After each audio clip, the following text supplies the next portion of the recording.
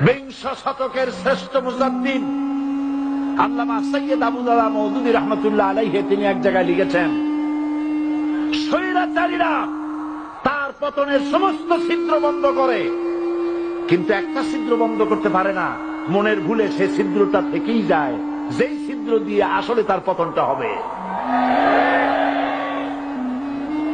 ক্ষমতায় গিয়ে মনে করে চিরকাল ক্ষমতায় থাকবো। ভারতের প্রধানমন্ত্রী পণ্ডিত জওয়াহরলাল নেহেরু রাঁচি পাগলাগারদে গিয়েছেন, মেন্টাল হসপিটাল। পাগলেরা নেহেরুকে দেখে আশ্চর্য হয়ে গেছে, এত সুন্দর মানুষ, মাথায় কিস্তি টুপি, গায়ে শেরওয়ানি, মুসলমানি ড্রেসই আলাদা।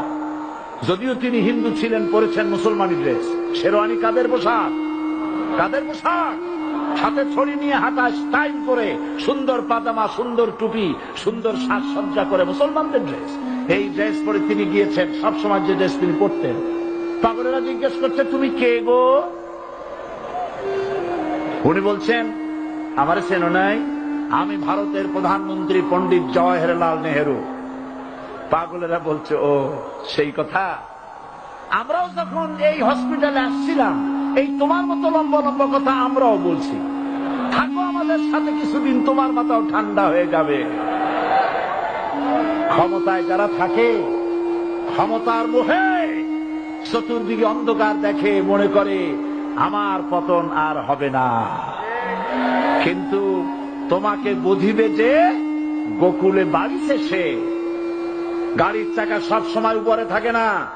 গাড়ির চাকা সব সময় উপরে থাকলে গাড়ি তো চলবেই না। গাড়ির চাকা ঘোরে বলেই তো গাড়ি চলে।